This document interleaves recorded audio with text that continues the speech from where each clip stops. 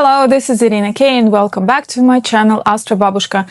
I am a Vedic astrologer and I apply ancient 3,000 years old knowledge to modern time. In this playlist, we go into the darkest corners of human psychology through astrology. The goal is not sensationalism, but to understand karmic imprints and recurring patterns in the chart of serial criminals. Because if we can identify those patterns, maybe one day we can prevent tragedies before they happen. Today, I want to tell you something that touched my own life as a mother. Recently, in my daughter's school, one of the last year teachers for first grade was taken into custody.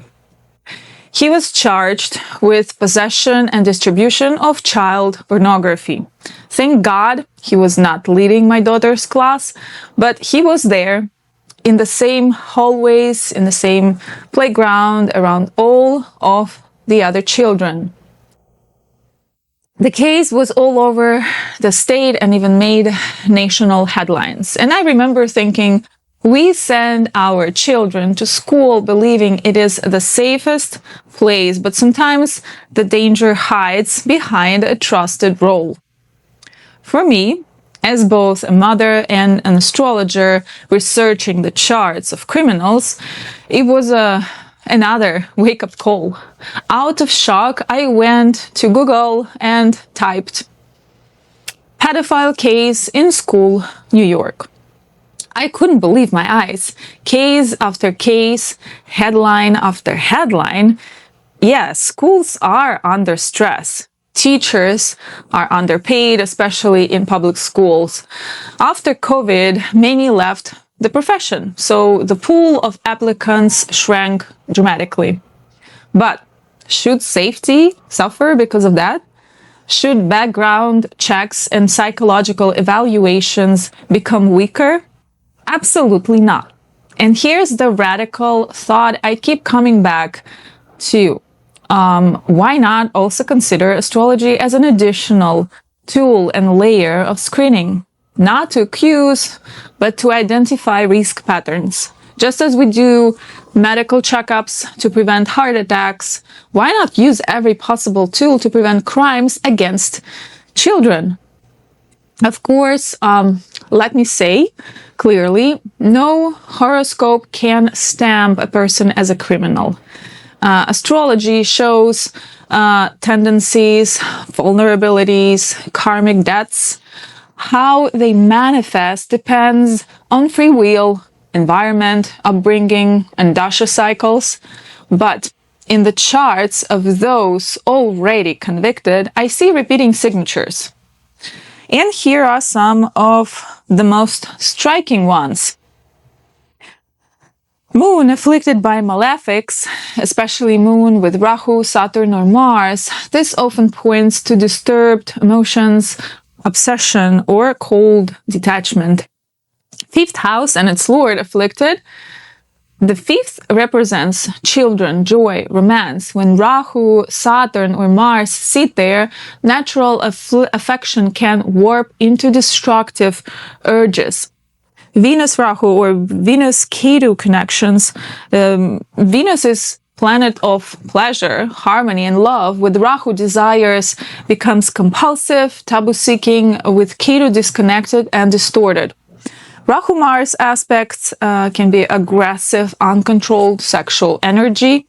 Afflicted Lagna Lord or Atmakaraka, weak self-identity, lack of boundaries, distorted moral compass. In divisional charts, especially the 22nd Rekana Navamsha, afflicted Venus or Moon often repeats in charts of offenders. These are not certainties. The same placement in a saint could be sublimated into art, tantra, or deep healing. But when these combinations repeat again and again in charts of criminals, it is impossible to ignore. As a mother, this knowledge is chilling. We look into the eyes of teachers, coaches, and want to see protectors, but sometimes behind the mask is someone broken, repeating karmic cycles of trauma. In Jyotish, Rahu and Ketu represents karmic shadows. When they dominate someone's chart, the person often lives in illusions, obsessions, compulsions. Without guidance, that energy devours them and those around them. But the same nodes, when directed higher, can create mystics, visionaries, geniuses. So I always remind myself, these signatures are crossroads. One soul falls into darkness, another rises into wisdom. That is why my research is not about judgment, it is about mapping where the crossroads appear. We also need to see this beyond individuals. When whole societies go through Rahu-Ketu periods, like during pandemics, wars, or economic collapse, collective boundaries break down. Addiction rises, crimes against children increase. So studying astrology of individuals also teaches us about collective karma.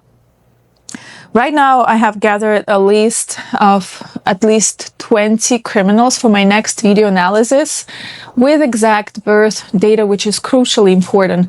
My plan is to create a database, compare patterns, and publish what I find. Imagine if we discover that, say, Venus, traditionally planet of love and harmony, when gets afflicted, shows up in 80% of cases. That becomes valuable information. It won't be used to accuse, but to flag higher risk charts in sensitive professions, so they can be given more thorough psychological evaluation. This is all about prevention. I'll be honest, this research takes a toll on me.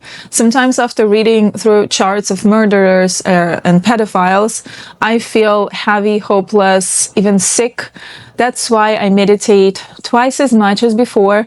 That's why I remind myself of my children's laughter, of light, of love, because I cannot live only in the darkness of these charts. So if you're watching this, know that this series is not about horror, it's about knowledge. The stars don't make us criminals, but they reveal where karma and free will collide. If we learn to read them, maybe one day many tragedies can be avoided. Thank you for walking this difficult path with me. Please share this video, leave your thoughts in the comments, and send some encouragement so I can finish this research and then take a well-earned break.